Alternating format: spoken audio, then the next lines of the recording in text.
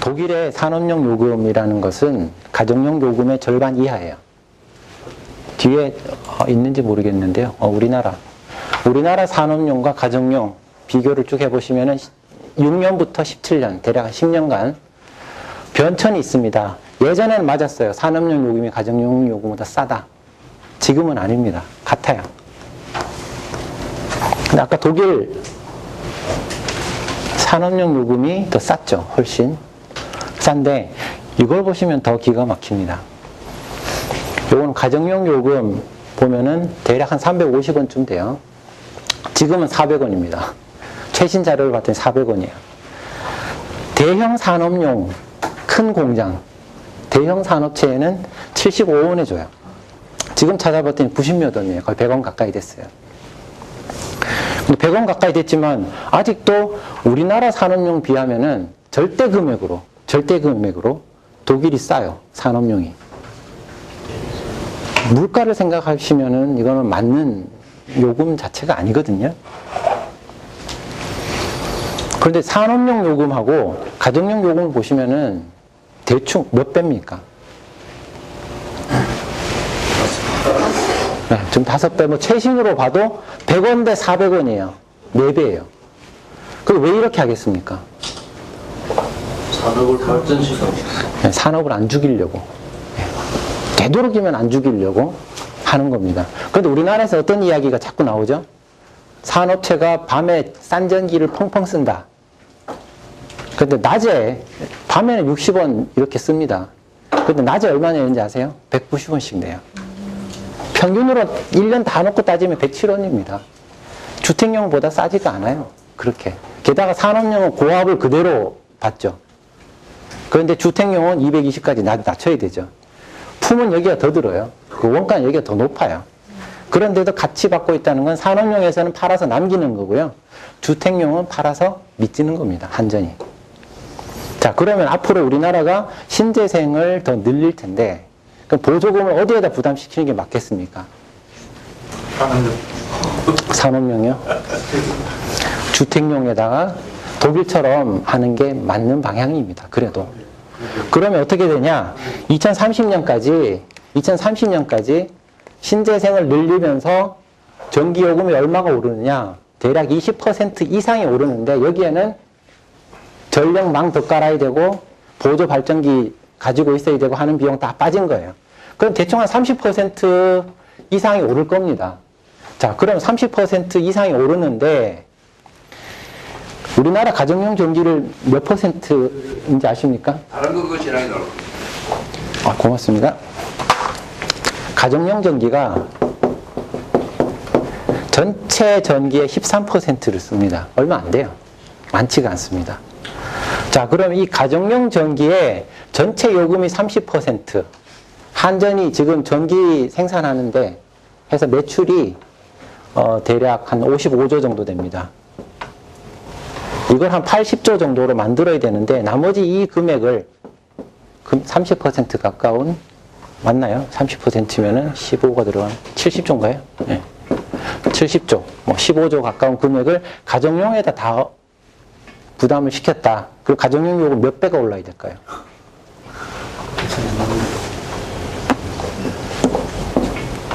200%를 올려서 3배로 만들어야 되는 겁니다. 그래서 이제 요금이 3배가 오른다는 건데, 자, 요것만 가지고 이야기하거나, 혹은 정부에서 내놓은 자료를 보면 뭐 10% 남짓일 거다 그러는데, 그렇게 될 리는 없고요. 요 20%도 뭐냐? 앞으로 신재생이 싸진다. 오케이, 싸진다라고 다 집어넣고 계산한 거예요. 계산했을 때 이 정도 되는 겁니다. 안 싸지면 이거보다 더 많아지는 거고요. 또 여기에는 송전선이나 그리고 백업이나 보조 발전 이거 다 뺀 거기 때문에 뭐 25, 30% 뭐 충분히 될 겁니다. 되면은 이거를 가정에다가 부담시켜서 우리가 산업을 죽이면 안 되지 않습니까? 가정용 요금 어떻게 냅니까? 집에서 돈 버는 사람이 나가서 돈을 벌어 가야지 가정용 요금이라도 내죠. 나가서 돈 벌 데가 없어져 버리면 어떻게 해요? 가정용 요금이 아무리 싸더라도. 그건 안 되는 거죠. 그러니까 독일은 왜 이런 요금 체계를 가져갔냐. 산업체에는 신재생 보조금 부담을 안 지우겠다. 오로지 가정용, 그리고 그 다음에 뭐 작은 사업장 뭐 이런 데에 부담을 지우겠다. 이래도 국민들이 오케이 하느냐, 동의를 구해야 되는 거예요. 우리나라에서 만약 우리가 가정용 요금 3배 올려도 산업체 지키면서 신재생 20% 하는 거 갑시다. 그랬다면 저는 오케이 뭐 찬성. 그런데 요금도 안 오른다 그러면서 20% 갈 수 있다 그러는 게 이건 말이 안 맞는 겁니다. 적어도 이 부분에 있어서는 이 20%, 30% 요금 올라가는 거를 누가 부담할 거냐. 골고루 다 주면 어떻게 돼요? 산업체 죽어요. 골고루 다 줘도. 독일이 100원짜리 전기를 사다가 물건을 만듭니다. 우리나라가 107원짜리 전기 가져다가 물건 만들어서 경쟁을 해야 되는 거예요. 근데 그럼 안 되는 거죠. 물가 수준을 봤을 때도. 그래서 독일은 어디까지 지금 와 있느냐. 이제 앞으로 이런 비슷한 그림을 엄청 많이 보여드릴 거예요. 색깔로 딱 가지고 계십시오. 석탄, 가스, 원자력, 풍력, 태양광. 보라색은 수력, 요거는 바이오. 독일이 2000년부터 시작해가지고요. 쭉 오면서 풍력하고 태양광을 많이 늘렸습니다. 많이 늘렸는데 전체에서 대략 지금 한 20% 조금 넘는 수준까지 와 있고요. 수력 좀 있고 바이오 좀 있습니다. 아까 밑에 조금 깔려있던 바이오가 전체 양으로 보면 또 이렇게 커지죠. 아까는 뭐 밑에 찌그러져 있는 것처럼 보였지만 신재생에서 수력하고 바이오가 차지하는 게 거의 절반 가깝습니다.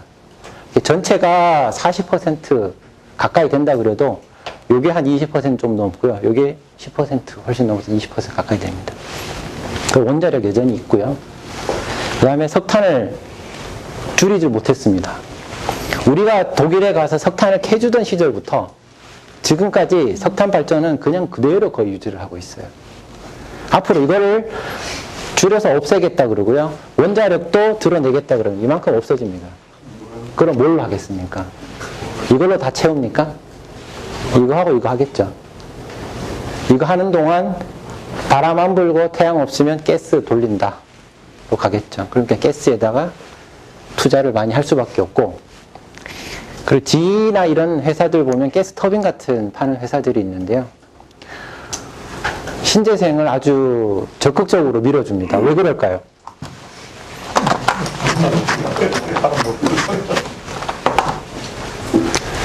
예를 들어 태양광을 1기가와트를 깔았어요. 그러면은 얘는 사실 우리 없는 셈 쳐야 되죠. 원할 때 안 나오니까. 그러면 뭐가 또 따라 붙어요? 1기가와트짜리 가스 터빈이 들어가야 돼요. 그 태양광 1기가와트를 깔면 가스 터빈 1기가와트는 팔아먹을 수 있어요. 그래서 GE나 이런 데서 신재생 사업을 막 하는 이유는 여기 있습니다. 태양광 깔면 저절로 자기네들 가스 터빈은 팔립니다. 그래서 얘 1기가와트, 1기가와트 깔면 어떻게 되냐 하면요. 태양광은 있다가 없죠. 그 다음에 있다가 또 없죠. 예를 들어 태양광으로 거의 100%를 할 수 있게 맞춰놨다. 그럼 이 나머지 이 부분 뭘로 해야 되는 거예요? 가스가 되니. 그럼 요거는 몇 퍼센트가 될까요? 평균으로 따지면. 이게 대충 한 20%쯤 될 거고요. 그럼 가스는요? 80%가 되는 거죠. 그러면은 뭐가 더 남는 장사가 되겠습니까? 그럼 이게 태양광으로 가자는 건가요? 아닌 거죠. 그러니까 결국 태양광이 되자면은 이렇게 돼야 됩니다. 이렇게 되고 나머지 이 부분을 배터리에서 빼오든지 뭘 하든지 저장을 했다가 해야지 태양광 100%가 돼요. 그럼 여기는 내가 필요한 100 대비 얼마쯤 돼야 될까요? 적어도 한 500은 돼야 되는 거죠. 그래야지 한 20% 쓸 수 있는 걸로. 태양광으로 500을 깔아놓고 평균은 100을 쓰고 요때 취소는 이만큼은 넣어놨다가 없을 때 빼서 쓰고 이렇게 가야지 이제 되는 겁니다. 그러니까 저 규모가 가능하겠냐는 거죠. 그거는 지금 있는 조그만한 고 ESS도 감당을 못하기 때문에 배터리는 현재 있는 배터리는 해결책은 아니고요. 지금까지 듣도 보도 못한 뭔가가 나오지 않는 이상은 저렇게 500%를 해서 갈 수 있는 솔루션은 없을 겁니다. 자, 그럼 여기다가 바람이 좀 불어주면 되잖아요. 태양이 안 뜨면 바람이 분다. 그렇게 하더라도 이게 적어도 300 뭐 이렇게 돼야 되는 거예요. 태양이 오색했을 때 바람이 불어줘가지고 여기를 채운다. 그럼 요만큼 나머지만 하면 되잖아요. 그럴 경우에도 250, 300 이렇게 가야 되는 겁니다. 그러니까 이게 문제 자체가 스케일은 우리가 지금 있는 솔루션을 가지고 풀 수 있는 크기가 아닙니다. 독일의 갈탄 광산입니다. 아까 그 밑에 보여드렸던 석탄하고 갈탄을 쓰는데 이렇게 트럭 크기 보시죠. 뭐 규모가 상상이 되시죠. 엄청난 걸 그냥 그대로 다 파내고 있죠. 그래서 뭐 지금까지 말씀드린 거 요약을 한 거고요. 다른 나라로 이제 가보겠습니다. 본격적으로. 이제 프랑스입니다. 그냥 원자력이에요. 딱 국가가 원자력을 하겠다. 왜? 오일을 대체를 하기 위해서 원자력을 하겠다. 그리고는 결정하고 원자력을 쭉 늘려서 얼마까지 갔느냐? 75% 이 정도까지 가는 겁니다.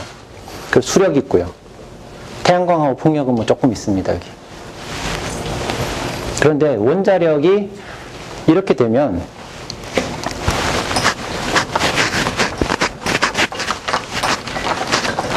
우리가 전기를 쓸 때 쓰는 게 이렇게 올라갔다 내려갔다 하잖아요.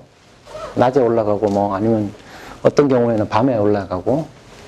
그런데 만약 원자력이 이만큼 나온다. 그러면 이때는 원자력이 또 남죠. 원자력이 저렇게 많이 들어가면. 그래서 어떻게 하냐. 원자력을 요 식이다. 이렇게. 낮추고 이때 올리고. 낮추고 올리고 뭐 이런 식으로 따라갑니다. 원자력 많이 하면 이제 그걸 해야 돼요.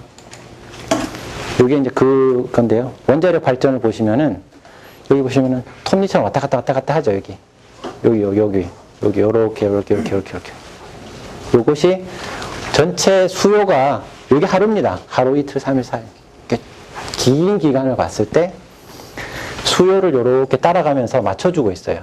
그리고 가스로 조금 하는데 대부분 뭐냐? 수력이 조절합니다. 그 아주 빠른 그 튜닝 자체는 수력으로 해주고요. 트렌드 따라가고 이런 거는 원자력으로 맞추고 수력으로 맞춰서 이게 프랑스에서는 아주 좋은 조합이에요. 수력을 이만큼 하면서 올렸다 내렸다 하는 거 위에 막 있는 거는 잔 요거는 수력이 해주고 밑에는 이렇게 따라가는 거는 원자력으로 하고. 그런데 요거를 만약에 이렇게 왔다 갔다 하는 걸 아까 배터리 말씀드렸잖아요. 배터리로 한다 그러면 여기 있는 요 양만 가지고 왔다 갔다 하는 거 따라가는 걸 하면 10테라와트 아워 정도가 되는데 뭐 이 감이 없으실 거예요. 이 용량 자체가. 대충 말씀드려서 자동차 보면 배터리 하나씩 들어있잖아요. 대략 1kWh 아워 정도 돼요. 그거 2천만 대 우리나라에 있는 자동차 홀랑 다 모아가지고 500배 하면 딱 맞아요. 네, 그 정도 크기입니다. 영국입니다. 영국이 석탄의 나라였습니다. 네? 영국은 석탄을 없애겠다고 선언하고 지금 가고 있어요. 그 뭘로 할 거냐? 가스가 좀 있고요. 그 다음에 원자력이 있는데 가스도 더 이상 안 늘리고 그냥 유지를 하거나 뭐 할 수 있으면 줄이겠다 그럽니다. 뭘 하냐? 풍력을 늘리고 원자력을 늘려서 앞으로 이 석탄 없어지는 걸 메꾸겠다는 겁니다. 풍력과 원자력으로 갑니다. 영국은. 탈원전 국가들도 살펴보면은 다들 사연들이 다양합니다. 이게 유럽 지도인데요. 유럽에서 탈원전 국가들 어디 있나요? 독일은 말씀드렸고, 여기 스위스 있죠. 오스트리아, 벨기에, 독일에 붙어 있는 요 세 군데입니다. 세 군데에서 주로 탈원전을 하는데 위에 스웨덴 있죠. 스웨덴은 탈원전 한다 그랬다 번복하고 그냥 안 하는 걸로 됐는데요. 스위스를 일단 보시면 스위스는 그냥 수력이에요. 수력이 이만큼입니다. 원자력 요만큼 있고요. 나머지 솔라니 윈드니 뭐 아예 관심이 없는 듯 이렇게 보입니다. 여기서 탈원전을 하겠다. 그럼 스위스는 어떻게 전기를 가져다가 쓸까요? 수력 좀 늘리고, 수력 뭐 조금 늘리고요. 그리고 주변에 나라들이 있죠. 스위스는 프랑스에서 가져다 쓰면 되죠. 독일에서 가져다 쓰면 되죠. 그리고 체코나 이런 데서 또 가져다 쓰면 됩니다. 왜? 스위스는 큰 나라입니까? 작은 나라입니까? 작은 나라니까요. 얼만큼 작은지 아십니까? 요게 신고리 3호기가 2017년에 발전했던 발전량이에요. 요만큼요. 여기에서 원자력 하나, 둘, 신고리 2개 정도 하면 되겠네. 그죠? 또 문제의 크기가 이런 겁니다. 그러니까 뭐 큰 변동이 아니에요. 이거 다 해도 고리 본부 정도 되면은 그냥 다 해버리는 거죠. 자, 스위스가 이렇고요. 단위도 기가와트 아워죠. 아까 프랑스 뭐 전력 뭐 얘기할 때 테라와트 아워 제가 말씀드렸잖아요. 기가와트 아워입니다.